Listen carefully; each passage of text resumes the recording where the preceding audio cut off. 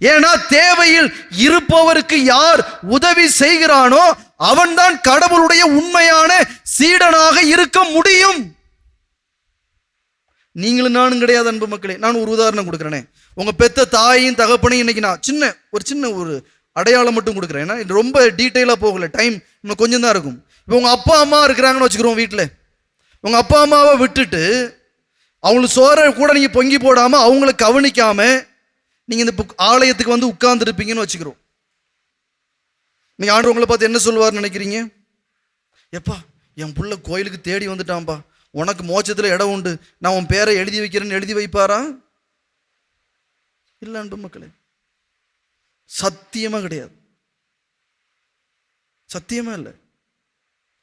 ஒருத்தன் தேவையில் இருக்கிறான், அவங்கள அன்பு செய்ய முடியல, அவங்களுக்கு தேவையானதை என்ன செய்ய முடியல.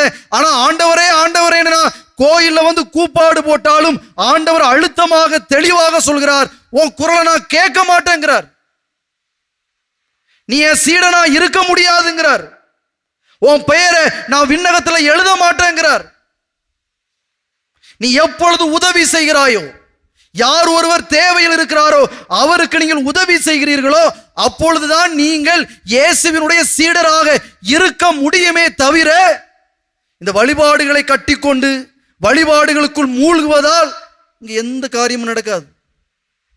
இன்னைக்கு பல பேர் இப்படிதான் தங்களை மறைச்சிக்கிறாங்க. விவிலியம் விவிலியம், பைபிள் பைபிள், ஜப கூட்டம், வழிபாடுகள், இப்படி நிறைய செய்யறோம். செய்யக்கூடாதுன்னு நான் சொல்லலை. இவையெல்லாம் உங்களை எதற்கு உந்தி செல்ல வேண்டும் என்றால் அடுத்தவர்களுக்கு உதவி செய்வதற்கு, தேவையில் இருப்போருக்கு உதவி செய்வதற்கு.